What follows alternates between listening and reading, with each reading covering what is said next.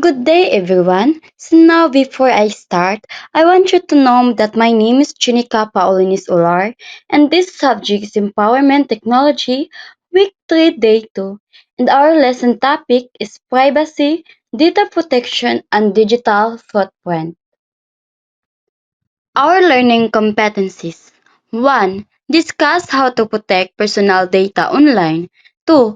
Analyze the nature of digital footprint.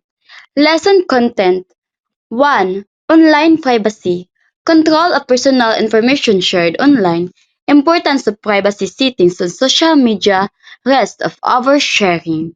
This part, online privacy, explain the importance of controlling the personal information we share online. Privacy settings on social media are important because they help limit who can see our posts. Oversharing personal information can lead to risks, such as scams, identify thief, or safety issues. 2. Digital footprint. Active footprint. Posts, messages, uploads. Passive footprint. Data collected by website or apps.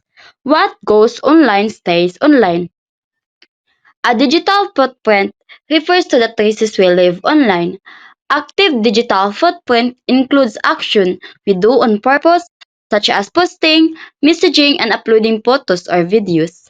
Passive digital footprint refers to data collected by websites or apps without us actively sharing it.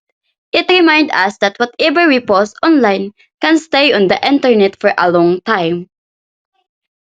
3. Data protection measures. Think before posting.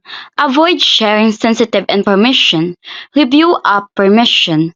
Use secure network. This part, data protection measures. This section lists ways to protect personal data, such as thinking before posting, avoiding sharing sensitive information, reviewing app permission, and using secure network to stay safe online. Before I end this, I have something important message for people who use online to be aware of what we're doing in online.